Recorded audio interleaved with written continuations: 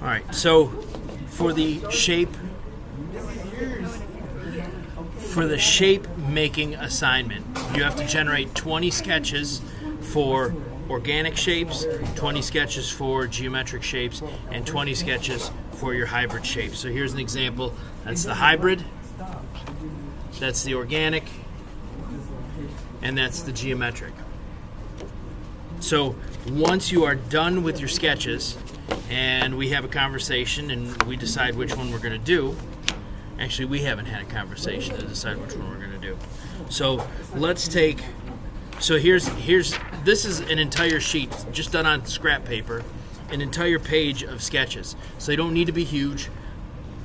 One page can hold all 20 sketches. And these are all the geometric sketches, and these are Amanda's organic sketches.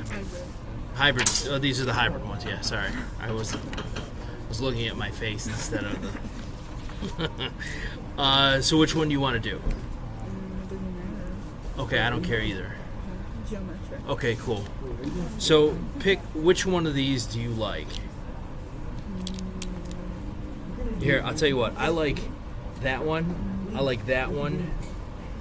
And I think that one's kind of cool too. So of those three, which one are we going to do? We'll do this one. Okay.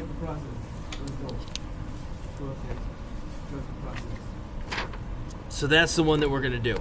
So how do we take this tiny little drawing and turn it into something that's 11 by 11?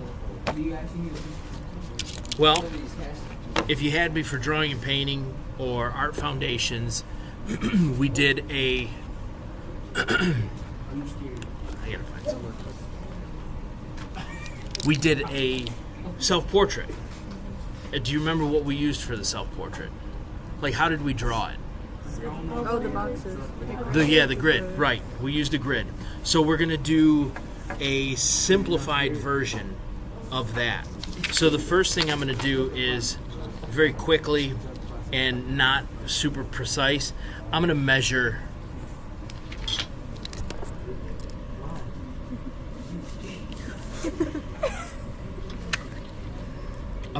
this shape just to get an idea of, it's about an inch in both directions. It's a little bit taller than it is wide. So what I'm going to do, just like me, I'm just a little bit taller than I am wide.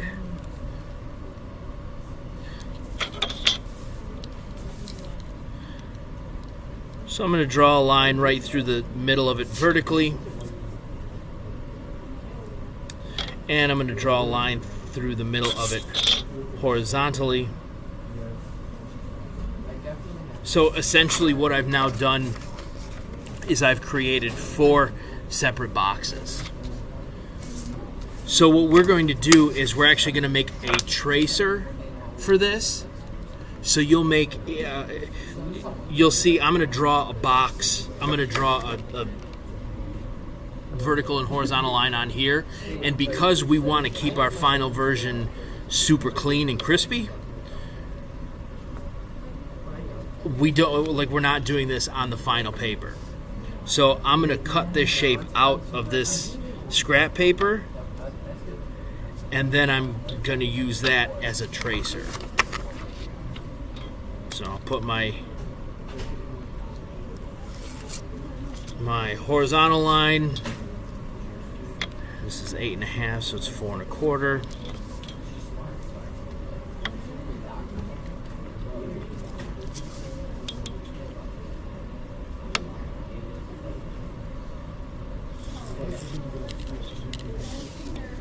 So now the first thing I'm going to do, I'm going to draw this kind of freehand. I'm going to start in the middle of this X. And I'm going to draw this lightly, and I'm not using my ruler just yet.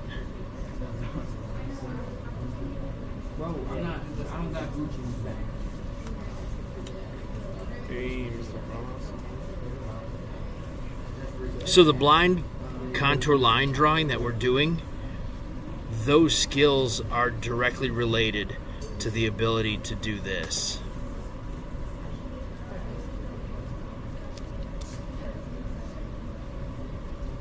course, we do better when we can look back at our sheet. Right, of course. Yeah, it's much easier when you're able to look at your drawing. But just those hand-eye coordination skills, like making sure that I'm drawing my angles correctly, making sure that I'm seeing all the little dips and changes in direction very lightly. Just because I'm making minor corrections every time. See how that line's kind of thick there? So I'm adjusting it every time I go back over.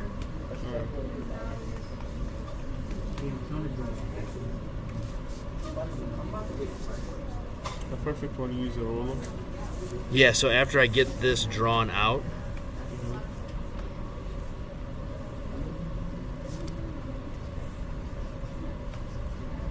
and so let me start that again in English. I'm seeing some things and I'm making minor adjustments to this as I go. So your sketch is just an idea.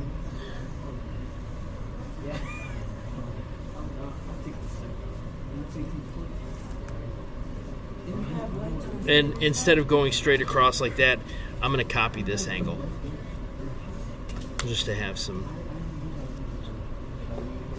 reoccurring themes. So there's the shape lightly drawn, and now because it's a geometric, I'm going to go through and lock it in. Yep. So now the lines that I had before, those little light sketchy lines, were not quite geometric because they're free drawn, so they're not. Some of them had curves and stuff.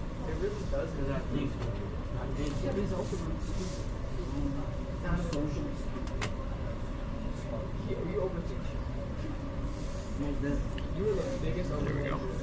So you don't have to watch me continue that, but that's how you do it. And then I would cut that out, and then I would use this as a tracer on my final paper so that the only line that I have is actually the line that defines the positive and the negative space.